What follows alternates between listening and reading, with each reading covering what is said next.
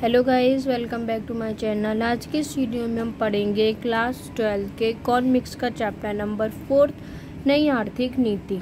बच्चों, हमने इससे पहले वाली वीडियो में इस चैप्टर के काफ़ी सारे टॉपिक कवर अप किए थे, जिसमें हमने WTO पढ़ा था, NCERT बॉक्स को कवर अप किया था और इसके साथ हमने लिबरलाइजेशन, जिसे हम उदारीकरण भी कहते हैं, एंड प्राइवेटाइजेशन, जिसे हम निजीकरण कहते हैं, वो सब हमने कवर अप किया था। बच्चों, आज की वीडियो में हम समझेंगे वैश्वीकरण, जिसे हम ग्लोबलाइजेशन भी कहते हैं।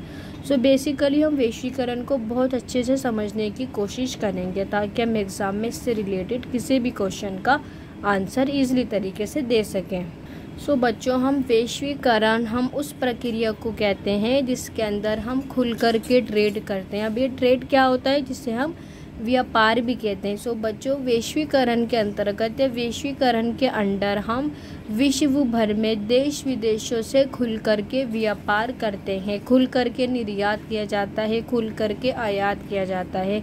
मीन्स कि अगर हम ग्लोबलाइजेशन से पहले, वैश्वीकरण से पहले की बात करें, मीन्स कि 1991 से पहले की बात करें, तो उसके अंदर ग्लोबलाइजेशन नहीं था। तो इसका मतलब ये हुआ था कि हमारे निर्यात और आयात के ऊपर बहुत सारी रिस्ट्रिक्शन लगी हुई थी। जो भी हम सामान बाहर से ख़रीदते थे उसके ऊपर बहुत हैवी टैक्स लगा हुआ था। आयात प्रतिस्थापन की यह नीति थी कि सरकार ने भारतीय लोगों को मना कर रखा था कि हम बाहर से कोई भी सामान नहीं खरीदेंगे। बेसिकली यहाँ पर इम्पोर्ट सब्स्टिट्यूशन था, जिससे हम आयात प्रतिस्थापन भी कहते हैं।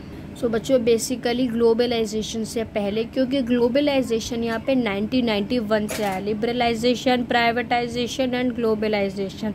तो बच्चों, 1991 से पहले हमारे व्यापार के ऊपर, ट्रेड के ऊपर बहुत सारे लॉज लगे हुए थे, रूल्स लगे हुए थे, रेगुलेशन लगी हुई थी, बहुत सारे बैरियर्स लगे हुए थे। मीन्स कि अगर निजीकरण को, इंडस्ट्रियल सेक्टर स्थापित करना होता था तो उससे पहले सरकार से जाकर के परमिशन लेनी होती थी। मीन्स कि उसे लाइसेंस लेना होता था, देन उसके बाद ही वो अपने इंडस्ट्रियल सेक्टर को स्थापित कर पाता था। बच्चों, बेसिकली जब ग्लोबलाइजेशन आया तो जितने भी ट्रेड के ऊपर अननेसेसरी सरकार ने रूल्स लगा रखे थे, लॉज लगा रखे थे, रेगुलेशन लगा रखी थी, उन सब को सरकार ने रिमूव कर दिया। अब हम ट्रेड को, मीन्स कि व्यापार को बहुत अच्छे से कर सकते थे, खुल कर के ट्रेड कर सकते थे।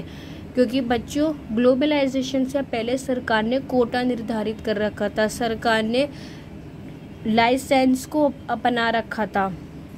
बेसिकली जब ग्लोबलाइजेशन आया तो उसके आते ही ट्रेड पर से जितने भी लाइसेंस की प्रक्रिया हुआ करती थी कि निजीकरण को अगर अपना कोई भी औद्योगिक क्षेत्र स्थापित करना है तो पहले उससे सरकार से परमिशन लेनी पड़ेगी, या हम लोग बाहर से कोई भी सामान नहीं खरीद सकते थे। अगर हम सामान खरीदते थे तो हम लोगों पे काफ़ी हैवी टैक्स लगाया जाता था। बच्चों, बेसिकली वैश्वीकरण का मतलब होगा कि जितने भी ट्रेड के ऊपर प्रतिबंध लगे हुए थे, नियंत्रण लगे हुए थे, उन सबको हटा दिया गया। इसको हम वैश्वीकरण, ग्लोबलाइजेशन कहते हैं। यहाँ पर हमें एक पिक्चर के थ्रू भी दिखाया गया है कि इसने यहाँ पर विश्व भर में नेटवर्क को जोड़ दिया है। मीन्स कि हम विश्व भर के अंदर ग्लोबलाइजेशन कर सकते हैं, आपस में एक दूसरे के देश में हम ट्रेड कर सकते हैं, उनको स्थापित कर सकते हैं। लाइसेंस को समाप्त कर दिया गया।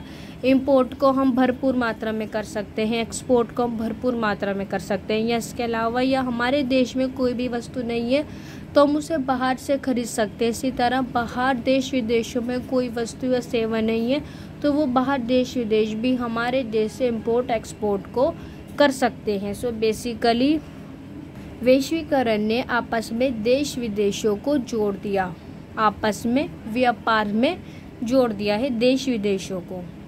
बच्चों, उसने यहाँ पर बोला है एंड में कि अगर हम जितने भी विकसित देश हैं, मीन्स कि जो भी डेवलप देश हैं, हम उनसे अपने ट्रेड के लिए कैपिटल गुड्स को भी, जिसे हम पूंजीगत वस्तुएं भी कहते हैं, उनको खरीद सकते हैं। जैसे प्लांट हो गया, मशीनरी हो गया, तो इन सब चीज़ों को भी हम बाहर से आयात कर सकते हैं, उनको हम खरीद सकते हैं। और हम बाहर से टेक्नोलॉजी के फ्लो को भी, जिससे हम प्रवाह कहते हैं, उसको भी हम खरीद सकते हैं अपने देश के लिए, अगर हमें टेक्नोलॉजी की ज़रूरत है।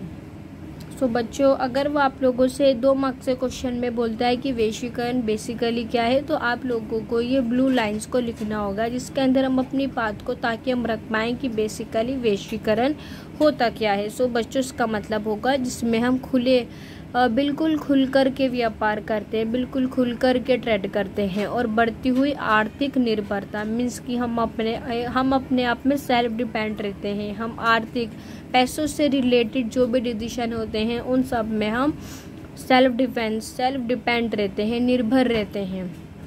बेसिकली बच्चों यह आर्थिक एकीकरण के फैलाव से संबंधित होता है। मीन्स कि कहीं ना कहीं इसके अंदर हम अपने देश विदेशों में एकीकरण, देशों में एकता देखने को मिलती है। सो बच्चों आई होप आप लोगों को आज के वीडियो में बहुत अच्छे से समझ में आया होगा कि बेसिकली वैश्वीकरण, जिसे हम ग्लोबलाइजेशन भी कहते हैं, होता क्या है। सो बच्चों इसके नेक्स्ट वीडियो में हम समझेंगे इसके नेक्स्ट पार्ट को।